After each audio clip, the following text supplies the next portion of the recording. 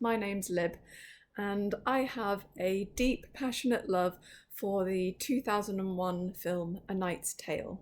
The other day, me and my partner went to go and see the musical, and I have thoughts. I do hope you'll stick around for the whole thing because I have loved A Knight's Tale. It's been my favourite film for about 20 years now, and nobody asks me questions about it. I don't often have an opportunity to talk about it, and I'm taking that opportunity now. Firstly, I'll do a quick rating of the main aspects of the musical, and yes, I am reading a script, and so if you can't deal with a distinct lack of eye contact, and I'm going to be doing this in one take, so if you also can't deal with making lots of mistakes, too bad. So my quick ratings out of 5 for the songs would be 4 out of 5, script and story 3 out of 5, ending 4 out of 5, acting 4 out of 5, vibe 1 out of 5, costume, set and props 4 out of 5, and comedy would be 1 out of 5. That total for the musical comes to 21 out of 35. And I know that's obviously over 50%, but despite that, if I had to give it an overall score out of 10, it would be 5 because I enjoyed it and disliked it in equal measure. So now I'll do a very short rundown of my surface level positives and negatives for the people who just want a quick answer to my thoughts on the musical and then want to go away. On the negative side, many of the jokes didn't land for me, which of course is made worse by the fact of how many jokes were just like packed in. Although you should keep in mind if you're planning on going to see the musical that I get very critical about comedy. I also feel that they could have gotten rid of at least a couple of the songs in favour of some dialogue to bring the characters closer together. Chaucer, who obviously is a fan favourite and one of my favourites, and therefore I think probably quite an intimidating role to reimagine. It was a letdown, he was a letdown. And a bit more thought into where to put the jokes was needed, I think, as some of the moments that should have been poignant, I felt were cheapened by misplaced gags. And then on the positive side, the songs they chose, even some of the more bizarre ones, were on point and extremely enjoyable for me. They made a lot of sense for a theatre show where obviously a lot of high energy is needed. The cast, they were simply brilliant choices for people who've seen the film and know it fairly well. The characters, although they didn't often look the same as they do in the film, obviously, as soon as they walked on the stage, they were instantly recognisable. Each character fit the vibe of the original to a T. And the last main positive for me was the lack of heteronormativity, or in my own words, a lot of it was very gender spicy, which was very refreshing for me, and I didn't think it changed or negatively affected the story in any way. Okay, now that my quick thoughts are out of the way, here's the true labour of love review deep dive of my thoughts of the musical compared to what I think of the film. This isn't going to include a lot of thoughts about the film, it's just so I can talk about the musical. And there will be loads of spoilers, just full of spoilers right from the off. So first, let me set the scene. I was about 10 years old. Me and one of my brothers were bored on a Saturday morning and found a DVD of A Knight's Tale lying around the house and decided to give it a go. We were absolutely thrilled by it, and so thrilled, in fact, that we decided to grab some lunch and put it on for a second time. And then we were just as delighted by it a second time as we were by the first time, and so we thought, to hell with it, let's watch it for a third time. A Knight's Tale has remained throughout those 20 years since those first 3 watches, in all seriousness, the most perfect film that has ever been made. It has many, many, many mistakes, but it's perfect, okay? It's heartfelt, it's funny, it's charming, and it's topped with a lovely little flair of action. So, of course, me seeing any adaptation of it is going to come with big feelings and big emotions. So taking my big feelings and big opinions, there we go, if I can read, taking my emotional investment into account, then my overall score being 5 out of 10 is, in my view, still pretty impressive. For me, though, the most important thing about an adaptation is the vibe. You can change the story, you can change the sets, you can change the characters, but if the vibe is the same, then you've done a good job. And this is the main reason why the musical fell flat for me.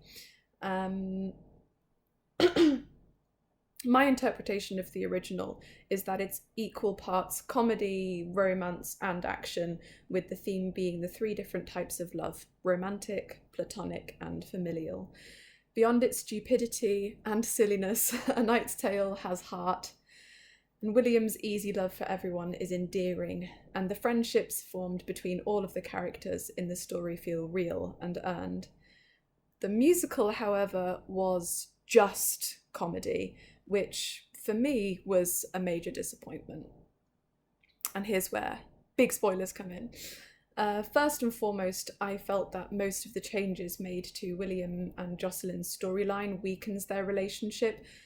Those changes may not have even been noticeable for most people, because most people would have seen A Knight's Tale once and then forgotten about it. But for me, they were massive. In the movie, the pair do have some conflicts, but let's be honest, they don't really count. And for some people, I suppose that might seem dull, but to that, I only have one thing to say. That's bullshit. I applaud A Knight's Tale for showing a romantic couple whose fights are few and trivial, and the musical blew up their conflicts to make them more of a focus and a problem which on one small hand I kind of understood, but on the bigger hand, other bigger hand, it made me sad. Another disappointing choice for me with Will and Jocelyn was the sex scene. The only good thing was the way they illustrated how invested the friends are in Will's love life.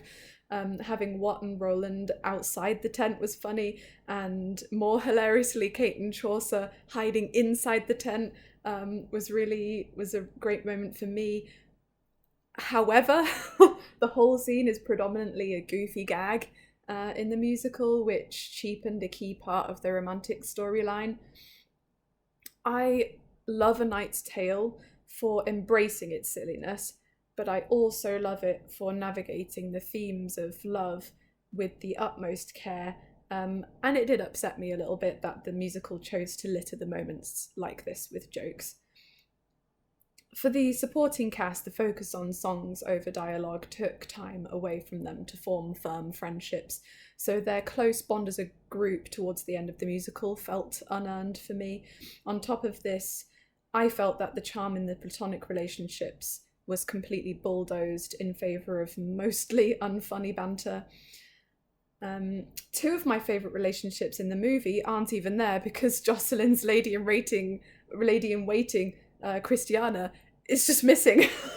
The choice to remove one of the women was frankly bizarre to me, given the musical's focus on feminism and womanhood, and removes the audience's chance to bond more with Jocelyn through Christiana. It also takes away Roland's love interest, which that isn't a huge loss, but it is a very sweet and refreshingly unexpected background story in the film, so I was kind of sad to not have that in the musical. The comedy, simply put, where the comedy in A Knight's Tale is effortless and natural, the comedy in the musical is try-hard and tiresome. And leading on from this, I gotta talk about Jeff, which is the last last main gripe that I have before I get on to what I enjoyed. To be clear, Max Bennett, who played Jeff in the musical, did an incredible job given the script he had to work with, so hats off to him. But where do I begin? Chaucer's fourth wall breaks would have been 10 times funnier if they were 10 times shorter.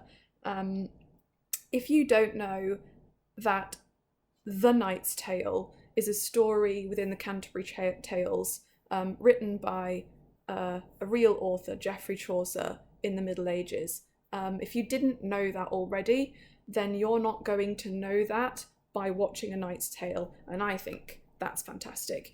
But I also do like that the musical does talk about that a little bit more, but I think they went too far. I think they overdid it. The writers knew how funny that the breaking of the fourth wall was going to be, so of course, instead of letting it be, you know, funny, they squeezed those jokes dry, which is always annoying. Chaucer also points out at some point in the story how nice it is when writers show don't tell. So peculiarly, he tells and he tells and he tells, which made the visual gags, which did not need his commentary in the slightest, fall completely flat for me. They were very obviously desperate to have people love Chaucer as much as they love him in the movie. And I think this neediness stuck out awkwardly, and it honestly made me cringe for the majority of his lines, despite, as I say, Max Bennett doing a good job with what he got. All right, on to what I enjoyed. Is anyone still with me? Is it clear that I have had 20 years of nobody asking me about this under my belt? But I'm thoroughly enjoying myself. I hope you are too. Okay. For a long time I have enjoyed imagining the four supporting characters, Roland, Watt, Kate and Jeff, as a polycule, and I was pleased that the musical leaned into this a little bit more than the movie does, which is to say, not really any. That might have been an accident. Other viewers might not have picked up on that or seen it in that way. It's just the vibe that I personally got. I also enjoyed the chemistry and romantic interest between Kate and Watt, which I don't know about everybody else, but in the movie I'm always expecting them to slide into the classic enemies to lovers arc, which never happens. So that was nice that they changed that around for the musical. I also really loved the focus in the musical on William's relationship with his father. Not many stories with a main romantic plot have much focus on the importance of a healthy familial relationship, and A Knight's Tale does not fall into that trap. And I was very nervous after the musical spoils a lot of those poignant scenes, a lot of other poignant scenes with cheap gags, but it thankfully respects and, in my opinion, amplifies his relationship with his dad.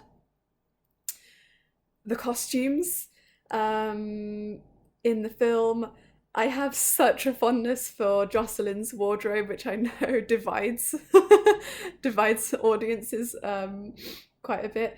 I think it illustrates her status by using modern fashion trends, and the way they dress her I think is super creative, and I honestly love it. But unfortunately for movie Jocelyn, modern meant late 90s. So her wardrobe is a bit cringe. However cringe though her fashion is an iconic part of the film, and it would have been so easy and tempting to just copy it, but they don't, and I thought that the much needed update to her wardrobe and then what they did with everybody else's wardrobe was brilliant.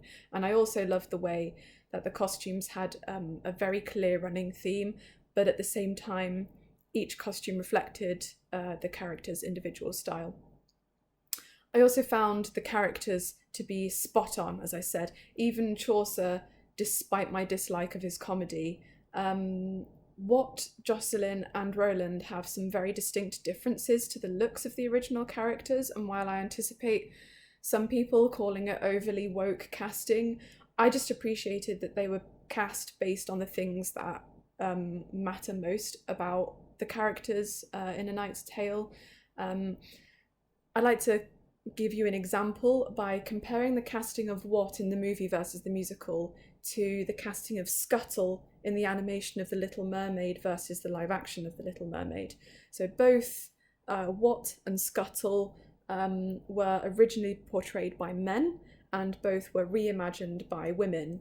And in both stories, Watt and Scuttle are the witless comic relief character, and in both, being male has zero impact or meaning to their character.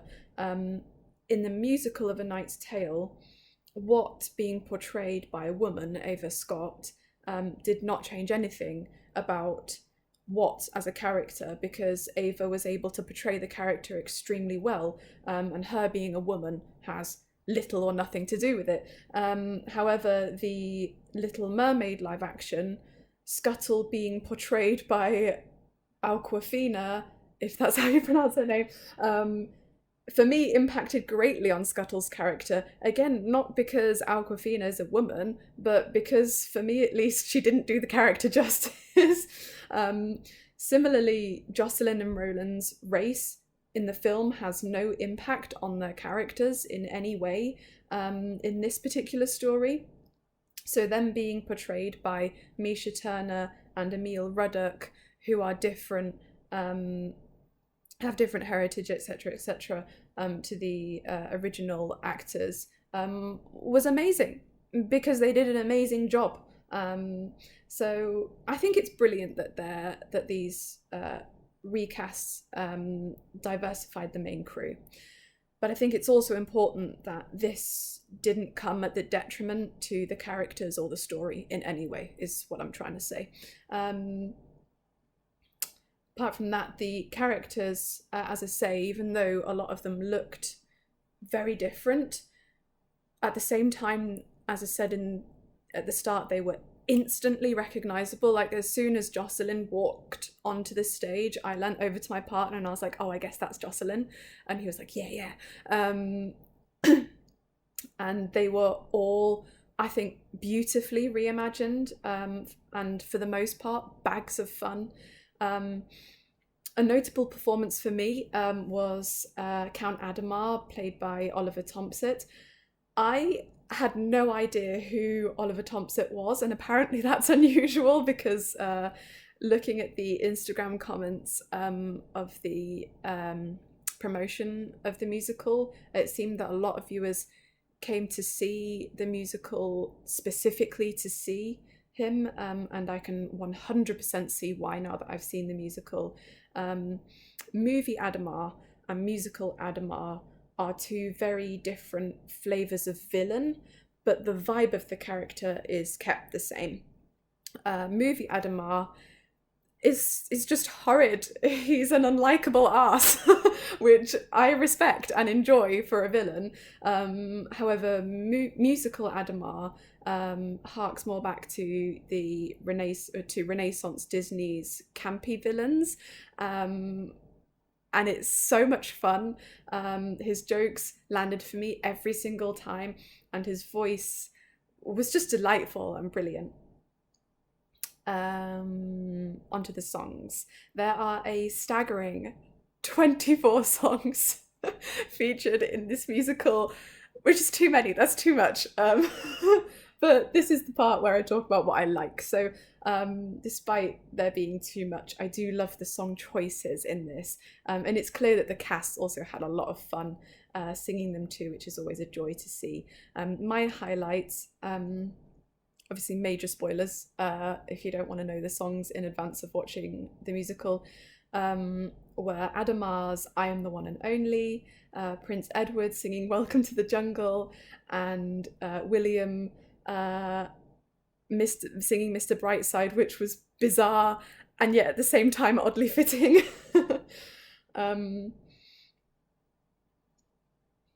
As I've said previously, what is portrayed by Ava Scott, a woman, yeah, it's never actually said what gender what is. And this, as a non-binary person, is immensely satisfying to me. It was really fun to watch.